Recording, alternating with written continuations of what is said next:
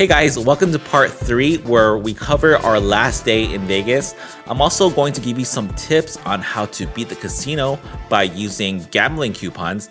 And then at the end of this video, I'm going to show you exactly how much we spent in Vegas. I'm going to show you all of our expenses, and I'll also show you how much we won in gambling. I'll compare the two to see if this trip was profitable or not. We're not going to do any live gambling or walking around in this video. I do show those things in part 1 and part 2. I'll put a link to those up here. So if you haven't seen those yet, make sure to check those out. Otherwise, hope you guys enjoyed this video. Hey guys, we're back in the hotel room. Last night, won about, what, $250? Yeah, $240 at the video poker. And then I lost $5 at Gold Coast. So overall, I'm up about a little bit over $1,200 when we go gamble before we leave. It's not going to be very big. We're going to probably win maybe $20 to $50. Not a big deal. So basically, for the trip, we're up. We're going to be up around $1,200. Maybe 13, we'll see. So like I said yesterday, you don't want to gamble unless you have an edge in gambling against the house. And in order to get that edge, the best way to do it is through the gambling coupons. But even if you use the gambling coupons, it's a good idea to learn about which games give you the most edge and how to properly play those games. It's not a requirement to learn how to play those high edge games or the low house edge games, but it's a good idea.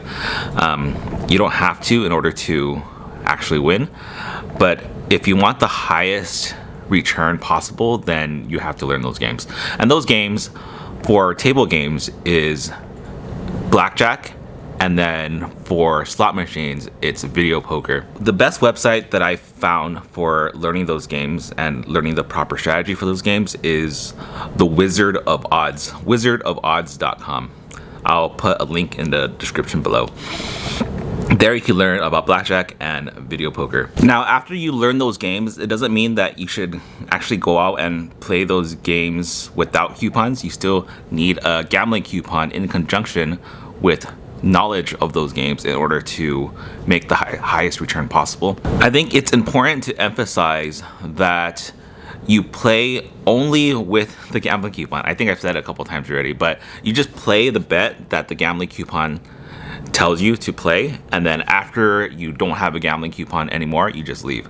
So you're literally spending like 5-10 minutes gambling, and just like most of the time just walking around, driving around, going to different casinos. Another key takeaway that I got from this, I should have known this. I do know this already, but you want to dedicate at least one day, if not 1.5 days, just to gambling using gambling coupons. It takes a lot of time, and you don't want to run out of time like us. It's okay for us because we're gonna come back by the end of the year, so we're just gonna use the gambling coupons then. It's not a big deal. But if you're just going to be here for one time for the year, then make sure you dedicate 1.5 days to using your gambling coupons. Honestly though, using the gambling coupons might not be for everyone. It is not very lucrative if you look at it from an hourly perspective per person. I don't know, maybe $30 to $50 per hour. Probably closer to $30 per hour per person. But if you want to, just go to Vegas to have fun and you don't like doing these things, then maybe it's not for you. For me though, it's doing these gambling coupons are already fun.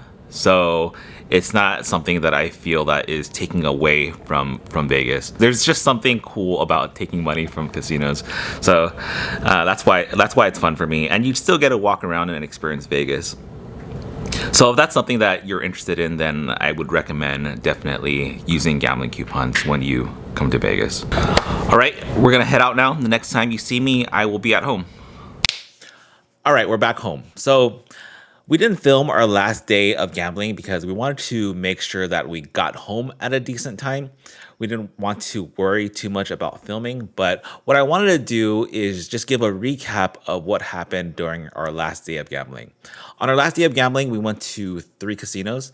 I have a spreadsheet here that I'm going to share. So the first casino we went to was Ellis Island. At Ellis Island, they had a pair of match play coupons and they also had a pair of free play coupons. So we each had 2 match play coupons, each had 2 free play coupons. So we started off with the free play coupons. We ended up running pretty well in the free play coupons, ended up $60 in free play coupons. So at this point, we're pretty happy. Even if we lose all 4 match plays, we're going to be up, or so we think. So we ended up going to play Blackjack for the match play. Blackjack ended up being pretty insane on the bad side. I started off playing first.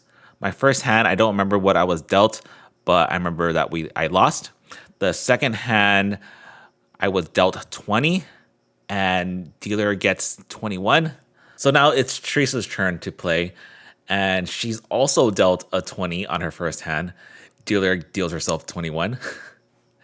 And then on the second hand, it was a dream scenario where we are dealt 11 and then the dealer shows a 6. So of course we double. Luckily they let us double for 20 here. So we double for $20 more. They give us a 9, giving us a total of 20. Dealer shows another 9 for her second card, so she has a total of 15. And then she deals a 6, giving her 21. So pretty freaking crazy. We got dealt 20 3 times in a row, and then the dealer deals 21 3 times in a row. So we won $60 in free play coupons, and then we somehow lost $60 in match play coupons for a total of $0 at Ellis Island. The next casino we go to is Tuscany Casino, where they have a $10 match play coupon. That's the only coupon that they have. They do have another coupon actually where you earn 300 points and then they will give you $10 in slot play. That one's not a great coupon because earning 300 points, you'll probably lose more than $10 doing that. So we didn't do that one. We were there for the $10 match play coupon. So we go to the Players Club to redeem that coupon. And then they tell us that they don't have any table games running right now, I guess because of COVID. So that sucks.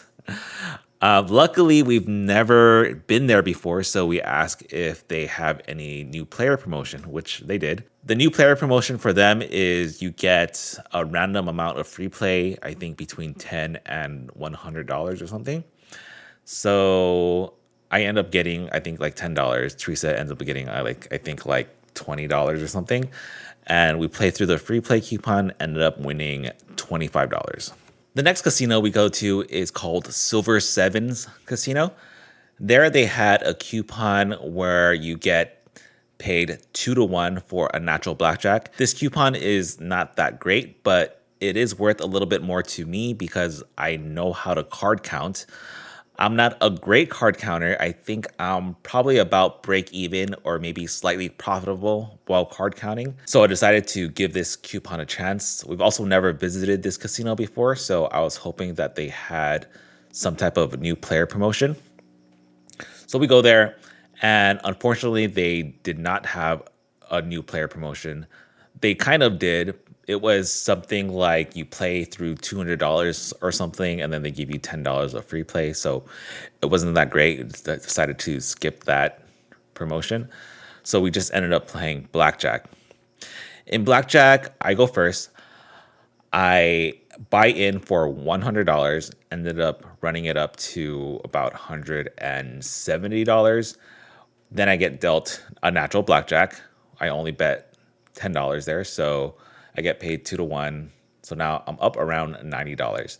Then Teresa steps in and she ends up going on fire. She ends up winning like 7 or 8 hands in a row. her last hand, she gets dealt a natural blackjack. So after that, we have no more coupons. We get up, we cash out, we count our money, and we ended up cashing out for $275. So in for 100, out for 275. So we had a profit of $175 at Silver Sevens. That brings our day 4 total to a profit of $200. If you add up day 1, 2, 3, and 4, we have a grand total of $1,434. All right, so our grand total is actually really high. We ran really good on this trip. It's not normal. So I wanted to do a calculation that shows the expected value of our gambling to see how much we should have won on average. So this is my estimated expected value for all 4 days. It's hard to estimate what the expected value is for playing poker. As a poker player, you just kind of estimate what you think your expected hourly rate is. And I think my expected hourly rate is about $25 per hour. When I was playing more, I think my expected value was about $40 an hour. And I hope after some more study and more practice, I can actually get my expected value to closer to like $75 per hour. But I think right now, because I haven't been studying and I haven't been playing much, my expected value is around $25 per hour. Now, you might say that this expected value is high because I know how to play poker and you don't know how to play, you don't want to learn and get good at it. So this is valid. I do know how to play poker and the expected value is higher because of that. But if you did dedicate an entire day to gambling couponing, you can easily get $100 per day with the gambling coupons, and they will last you at least 2 days to do that. So easily get $200 of gambling coupons. And if you had a second person, you can easily get $200 per day in gambling coupons. And even higher than that, if you two have never visited certain casinos and you sign up for their new players card promotions. So this expected value of around $450 is achievable even if you don't know how to play poker. Moving on to our expenses. Our expenses came out at $834. I broke out our expenses here in this spreadsheet. So food here is our largest expense, came out at about $449. We definitely splurged a little bit in food. We didn't go too crazy, but if we did want to cut back on our food expense, then that definitely would have been easily possible. But hey, we went to Vegas to enjoy ourselves and we didn't feel like cutting back there. So yeah, we spent $449 there. Hotel, we got a great deal on both of our hotels. Aria, we spent $102 for 2 nights. Caesar's Palace, we spent $86 for 2 nights. We spent extra on late checkout at Caesar's Palace because we felt like it. Our hotel total came out to about $188. For entertainment, we went to an escape room called Escapability that costs $52.50. For travel, we just drove our car, so our only expense there was gas, came out to $84.43.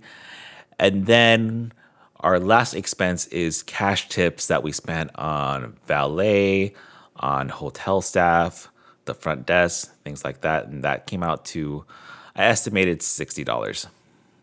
That brought our grand total to $834.43. If you compare that to my actual earnings minus the expenses, then for this trip, I am actually up almost $600. But again, I did run really good. So if you want to compare my expenses to the expected value, so again, that just means like on average, if I were to play the exact same way, how much, what would I have won or lost? So if you compare the expected value minus expenses, then I would be down $385-ish, which is still really good, meaning that I would spend on average $385 for a 4.5 day vacation in Vegas. That's why we like going to Vegas so often, because it's close, it's cheap if you know how to gamble with an edge, and it's fun. So that's gonna do it for this video. If you like this type of content, then make sure to subscribe below. Again, I do plan to go to Vegas every 6 months or so, and I plan to vlog every time I'm there from now on. And I'm also planning to become like a semi-professional poker player. So if you're interested in following me for that adventure, then make sure to stay tuned. All right, I hope you enjoyed this video. Thanks for watching. I will see you in the next video.